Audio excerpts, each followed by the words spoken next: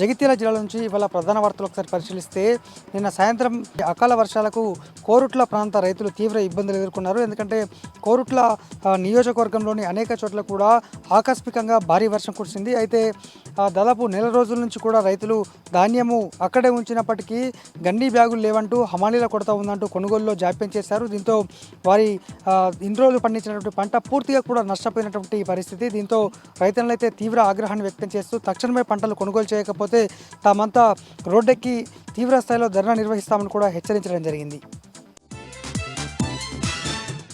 మరొక వార్త, కొండగట్టులో ఆంజనేయ స్వామి దేవస్థానంలో భక్తుల రద్దీ కొనసాగుతోంది.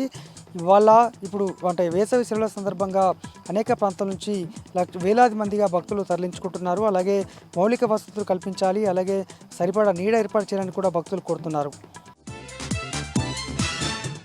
మరొక వార్త, కోరుట్ల ఎమ్మెల్యే డాక్టర్ కల్వకుంట్ల సంజయ్ ఇవాళ మెట్పల్లి మండలం వెల్లులలో పర్యటించారు. అకాల వర్షానికి తడిసిన ధాన్యంతో పాటు అలాగే అక్కడ వరిధాన్యం కొనుగోలు చేయట్లేదు, తక్షణమే కొనుగోలు చేయాలంటూ అక్కడి రైతులు చెప్పడంతో తక్షణమే జిల్లా అదనపు కలెక్టర్ బిఎస్ లతకు ఫోన్ చేసి తక్షణమే కొనుగోలు చేయాల్సిందిగా ఆదేశించగా తాము ఇప్పుడే పరిశీలిస్తామని సందర్భంగా చెప్పడం జరిగింది. దీంతో రైతులందరూ కూడా ఇటు ఎమ్మెల్యే కల్వకుంట్ల సంజయ్ కోరుట్ల ఎమ్మెల్యేకు కృతజ్ఞతలు తెలిపారు.